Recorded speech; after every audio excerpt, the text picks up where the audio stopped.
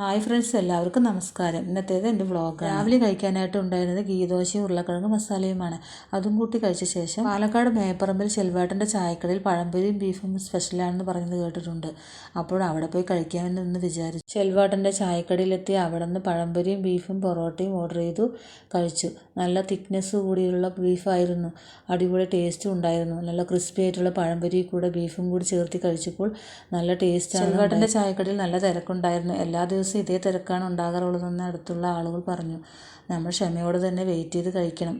എത്ര നേരം വെയിറ്റ് ചെയ്ത് നിന്ന് കഴിച്ചാലും അതിൻ്റേതായ ടേസ്റ്റ് ഉണ്ട് ഈ ഫുഡിന്. ഫുഡ് റെഡിയും കഴിഞ്ഞ് നേരെ വിട്ടു. പിന്നെ മോൾക്ക് ഹെയർ കട്ടിങ് ചെയ്യാനുണ്ടായിരുന്നു.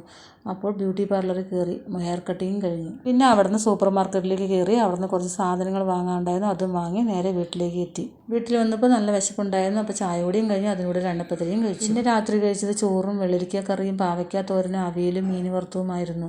അതും കൂട്ടി കഴിച്ചു. അപ്പോൾ നിങ്ങൾക്ക് ഇന്നത്തെ എൻ്റെ വ്ളോഗ് ഇഷ്ടമായ ലൈക്ക് ചെയ്യുക, ഷെയർ ചെയ്യുക, സബ്സ്ക്രൈബ് ചെയ്യുക.